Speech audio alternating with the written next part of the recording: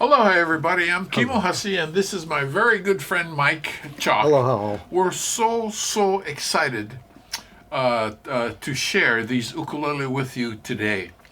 Several months ago, we were interested, we being ukulele enthusiasts, especially builders, and the Ukulele Guild of Hawaii. We used to have our annual exhibition every year in November. Well, the pandemic kind of blew that up. So we decided that what we're going to do was just work on a special project. And we decided that the project, at least for 2020, would be baritone ukes.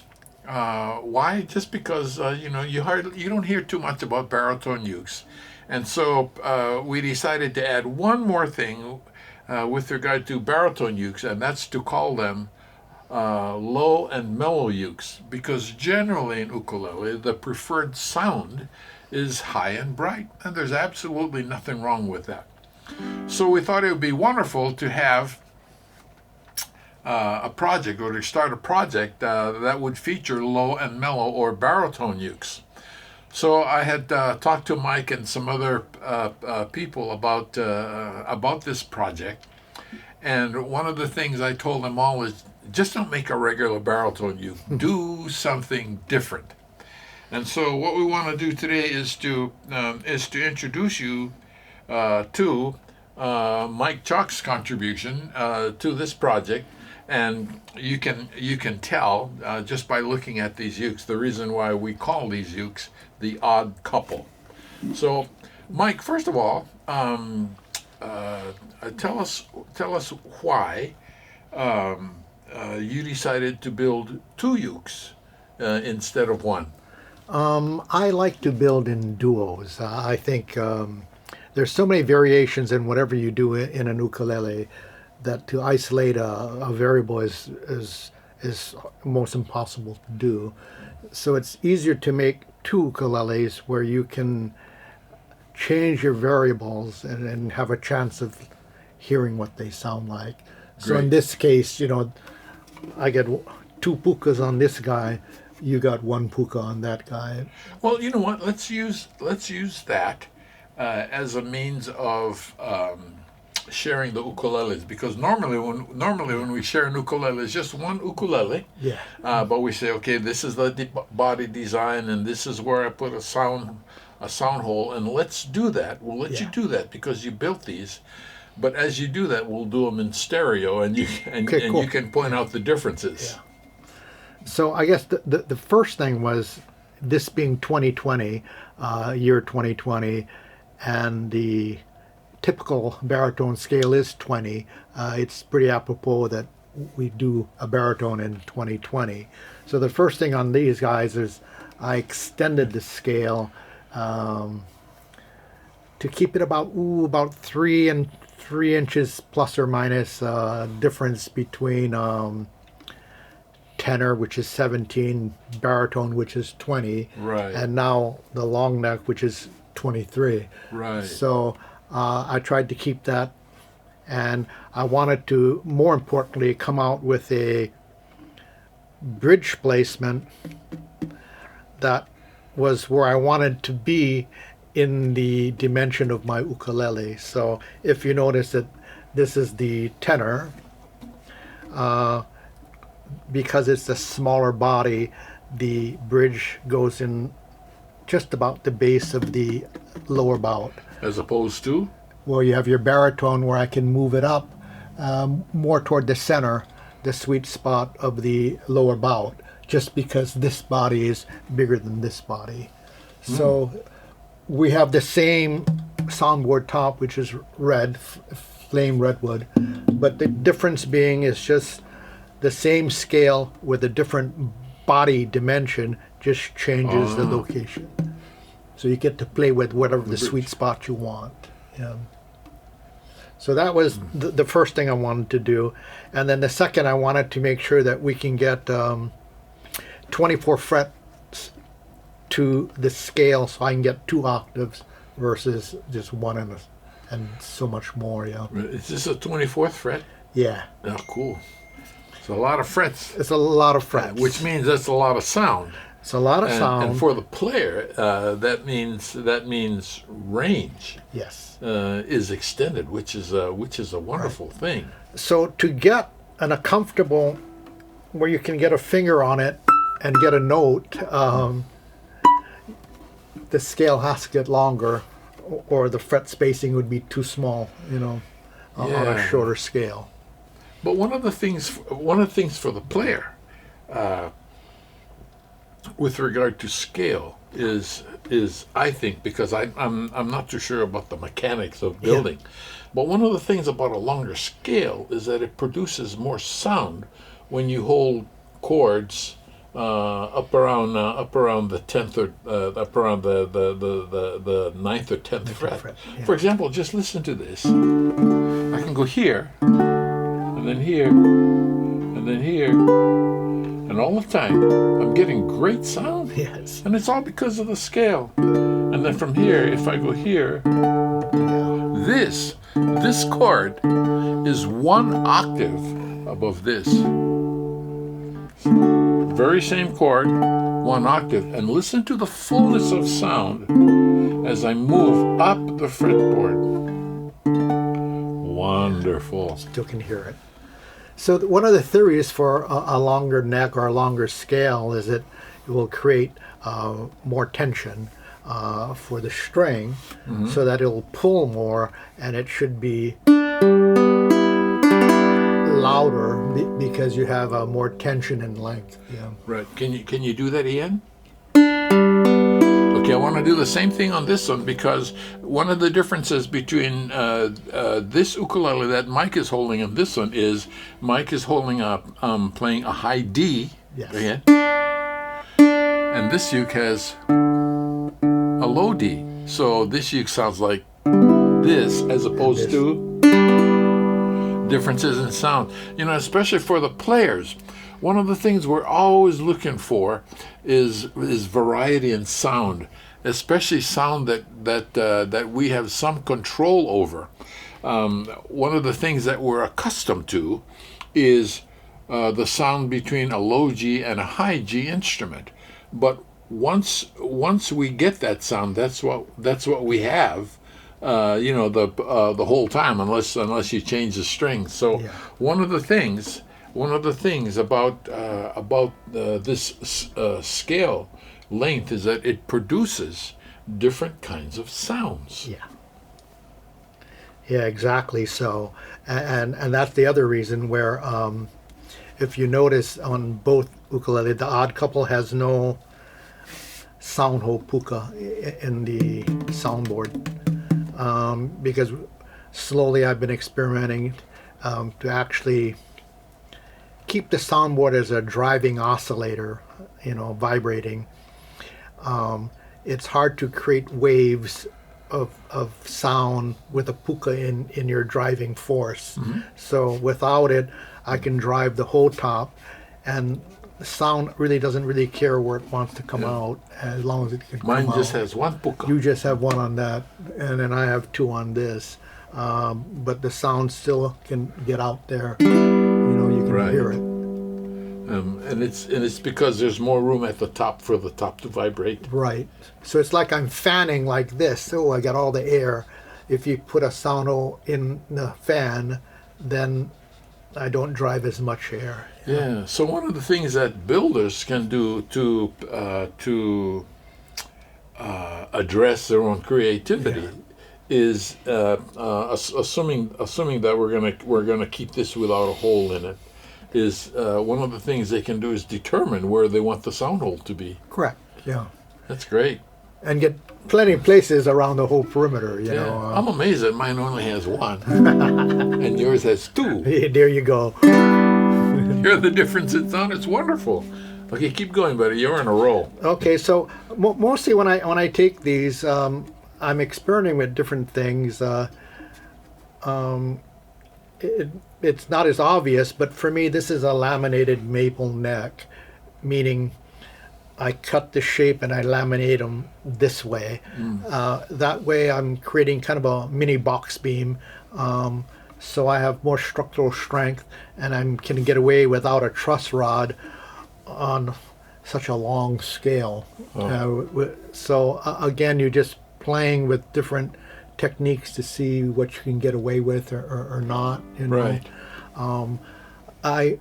Since I do variables, this will be a headstock of pretty similar materials, but then this will be slotted and this won't be, just because I need to do something different. There you go. So even side markers are different, but they're not. They're the same. It's just a variation of whatever I'm doing.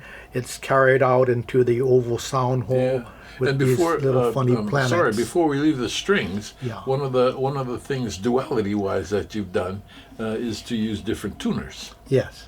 and the placement of these tuners are different. Yes, and that's just to try the Goto minis on this guy, and the peghead planetaries on this person, this ukulele, and that way I get to try what's out there technology-wise, and then just play with it. Yeah.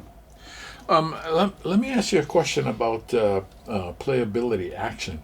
One of the things I love about these Ukes is that the action is feather-light. It's very comfortable, and I absolutely don't feel like I have to put a death grip on the uke just to play it. Yeah. How did you make that happen? Actually, it's just more attention to what you're trying to do, and when you're dressing, you want to make sure that everything is level as you go. But more importantly, you want to get your action so that you can determine the space between the string and the first fret and the string and the 12th fret is in the right location. For me, it's really important when you have your saddle on your bridge that it does not exceed, for me, 1/8 of an inch high from the surface of the bridge. Oh. Anything above that, it's okay, but it'll have a tendency to do this over time, and I mean quickly, like a month easily. Wow. So what will happen is once your saddle moves this way, your intonation is all off. It affects the sound, and that's a function of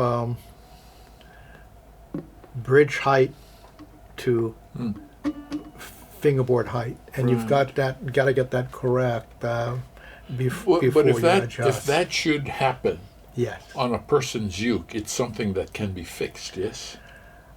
To a certain extent. Oh. And see, what happens is why it's high here, and to get good action down here, Right. because this is high, it means that this guy has either got a front bow this way, so that you have to lift this higher to create space. Right. So if you're too high already,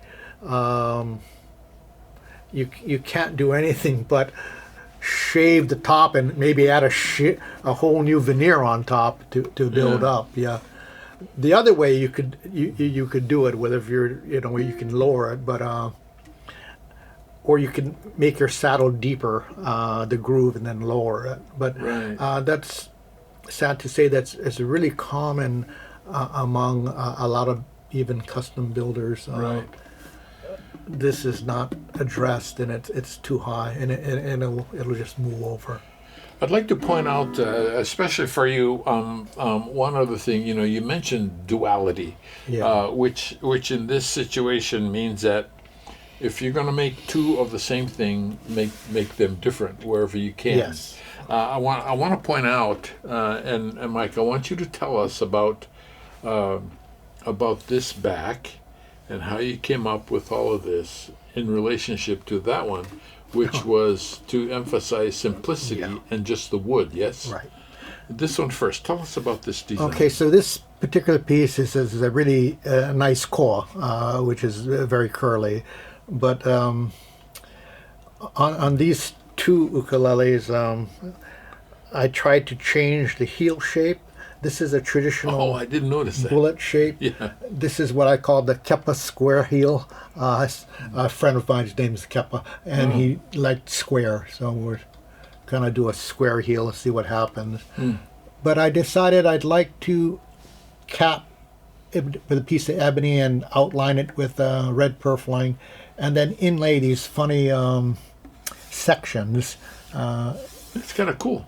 And then it just creates a different look, and the A kind of reflects the shape of the papaya anyway. This one was a cool piece of East Indian rose, so it had its own thing going on. So I decided I'm not going to do anything to it. It can do it. But I did add it, and it's really hard to see. But there's a subtle triangle in here, which is ebony, and then a rosewood Oh, cap. I see that. Yeah. So, and I guess I make my own bindings. So the bindings are koa, mahogany, and walnut. But then between each section of wood, I added a yellow veneer. So it's a little time consuming because Right.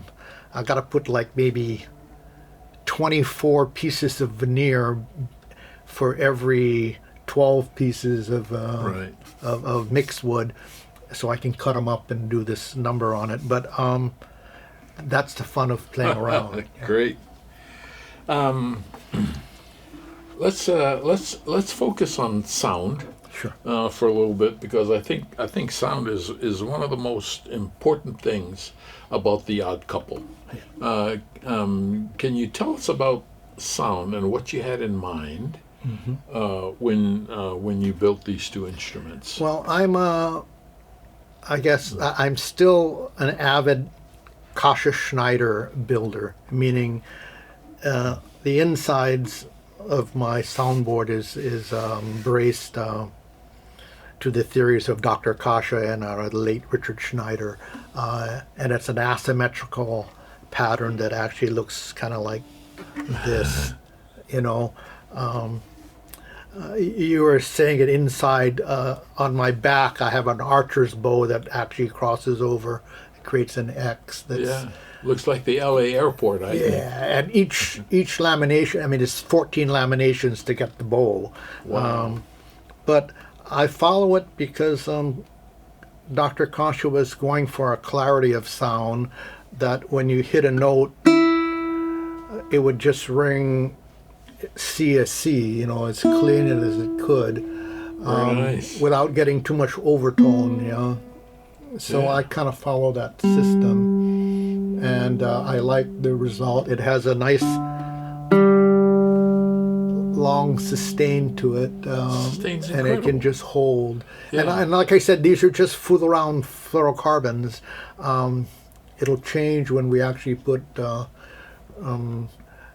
ukulele design strings to this, which is kind of interesting because there's guys now who are putting out strings that actually will fit a scale this long on an ukulele, so that's kind Wow. of cool. So Uklogic is one of the first guys, and I still have to put on the strings yet. Great.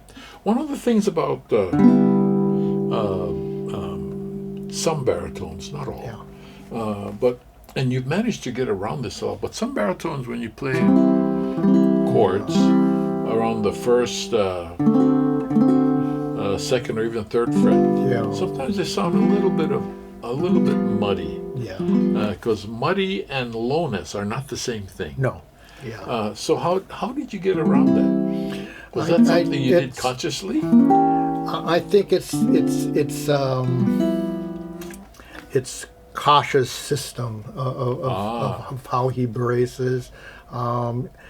First, for the builders out there, to me, you got to pick a system and you got to believe in it, and you got to go for it and do it, and keep doing it till you kind of understand what the system is trying to do. And you got to remember that it's a system. meaning every part of the ukulele has a function Right. into this system. And so your job is, for your life, I guess, is to tweak the system so that you're on the right track. Yeah. Yeah, one of the things I'd like to point out to the players, we're talking about low pitched notes, Yeah. and we're talking about muddiness. Want to play just something, just briefly. This, and the reason why I want to play this is to point out something about the lowness of this of the Odd Couple. I just play part of a song using the very, very lowest register.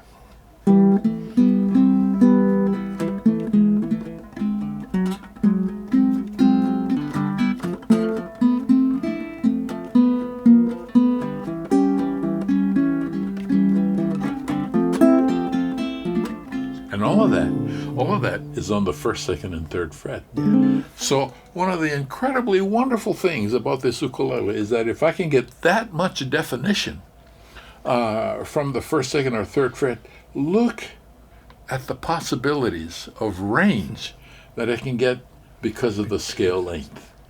And remember, one of the things we talk about is clearness of sound in chords that are played far up the fretboard. It's incredible. I wanna mention one thing on the player's behalf about the Odd Couple. First, I want to tell you about a project that the Ukulele Guild has been involved in for a number of years now. And that's what some people call a super tenor, some call a hybrid tenor, whatever. Yeah. But that style of build in tenor utilizes about a 19-inch scale. And the reason for that is that the resulting sound is just really wonderful. It's a sound that's kind of between a tenor and a baritone uke, because in order to solve the problem of string tension, what was done was to lower the tuning from C6, which is GCEA, we're accustomed to a B flat sixth, which is F B flat D G. And so that F B flat D G is here. A tenor tuning is here. A baritone tuning is here. And guess what? We as players, us, have access to all three of those. If we do nothing more, remember, one of the things we talked about was changing sounds. Yeah. One of the things we can do with the capo that's been around for years is, that's my baritone sound. This is the sound of the super tenor, tuned. Let's see. Let me play something.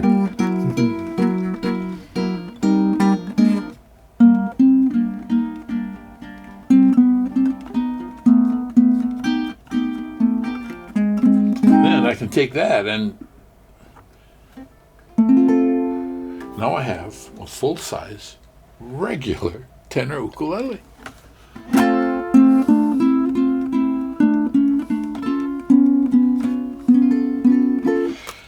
And so, one of the wonderful things about what you've created, Mike, is to take advantage of technology that's been around for a while, but combine it in a different way. Yeah. And that is, we have a baritone ukulele that has incredible range. We have our super tenor, regular tenor. So, because this is basically a baritone uke, let me play something for you that'll utilize the full length and spectrum of this fretboard.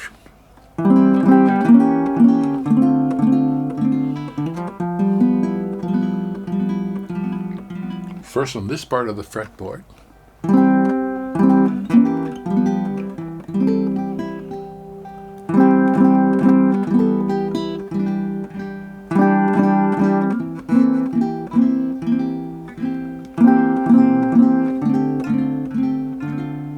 Now if you utilize this part of the fretboard, I get this.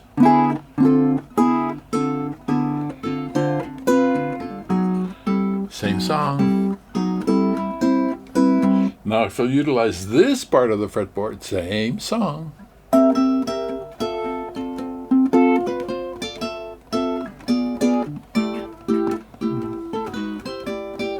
And you can see I utilize the whole fretboard to do that.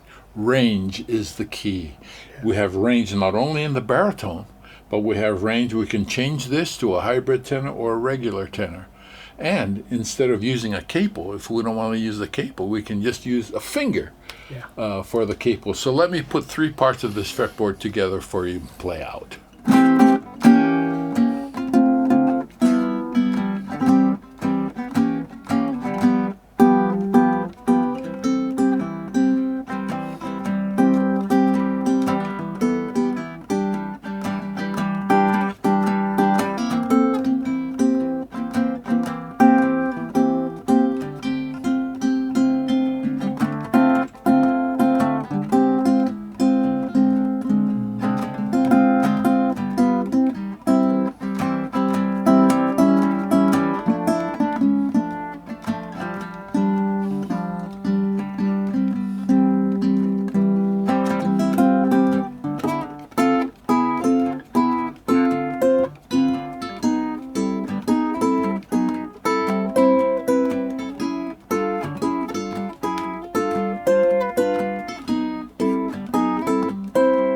Then up further.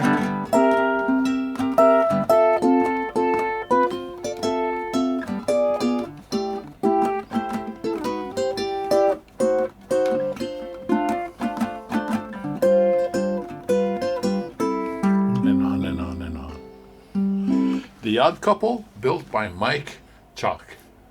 Thank you. See you next time. Yeah, aloha.